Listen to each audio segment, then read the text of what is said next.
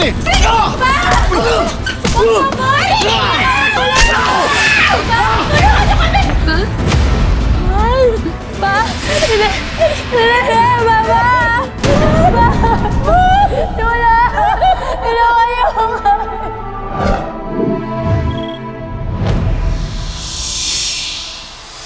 Mahal!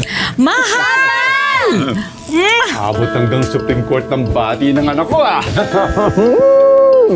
Tanga-tanga ko. Dapat ginamit na lang natin yung pera sa pag-aaral ni Hana. Huwag mo nang sisihin ang sarili mo. Hindi naman natin gusto yung mga nangyari. Bakit kaya hindi tayo lumapit sa mama mo? Morning, attorney. Sa opisina po ba tayo? Hatid muna natin na po. Alam ko po na ang pinag-uusapan niyo tungkol sa tuition fee ko. Pwede naman muna ako huminto sa pag-aaral. Nicole! If you're not here in 1 minute, mag-commute ka na lang. I'm coming, Lola! Kung alam lang ni Mama kung gaano kahusay ang anak ko, sigurado akong magiging proud siya sa apo niya. Eric, anak. Lola, sino? Oh, nothing. Alam mo, anak, iingatan mo yan dahil galing pa yan sa kanunununuan ng tatay mo. Hindi naman ha, pinag-ipunan ko yan ha. Ako pa, pinuno. Ay! Tayo ko! Ano nangyari? Saan ako yan eh? Ano kami? Pa! Mama!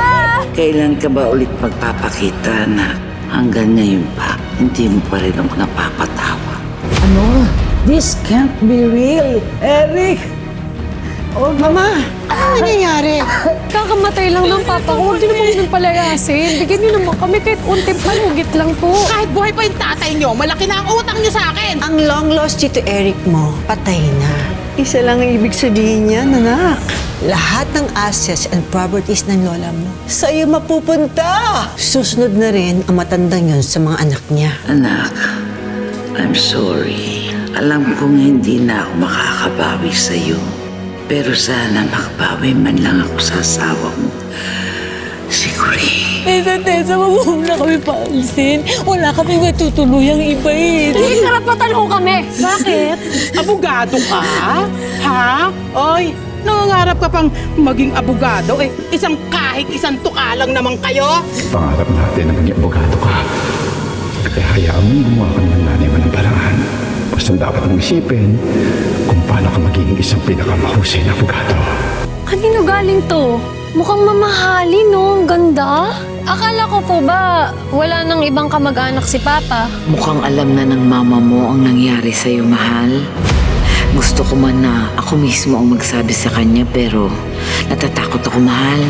Natatakot ako na baka mas gumulo lang ang buhay namin ni Hana. Don't touch me! Alam mo, friendly advice lang, Lady Guard. Just stick to your current job.